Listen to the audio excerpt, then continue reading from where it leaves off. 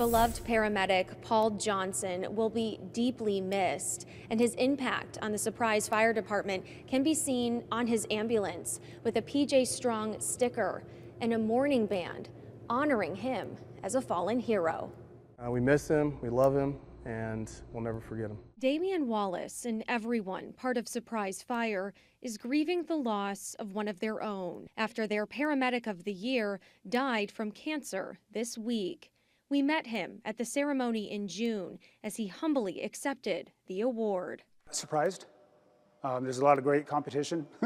I work with some fantastic paramedics. This was just a couple of months after the husband and father of 3 learned he had stage 4 cancer. Not much one to cry, but I got a little teary. It's just things were racing through my head, like mortgages and bills and you know, dealing with my children who are 11, 9 and 6, that, you know, we've got big news and life's going to change. His fellow firefighters and medics rallied around his family, bringing them meals, taking Paul to doctor's appointments, and helping out with yard work. We're not going to forget. We're going to be there for them, support them, you know, for the long haul. The diagnosis was a shock, and his decline was quick.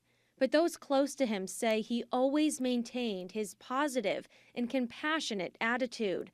His friend Dan Anderson says that since Paul was a civilian paramedic, he's not eligible for presumptive health care coverage as a first responder with cancer. He's been staged sometimes in front of fires, has inhaled smoke, he has a cancer diagnosis, but unfortunately, since he's a civilian, he's not protected under the same laws. Right before he passed away, his Fire Station 301 crew took him home from the hospital in the same ambulance Paul rode in countless times to save others. I can just remember like Paul just kind of sitting on the gurney and kind of just looking at the sky, you know, looking up at the blue sky.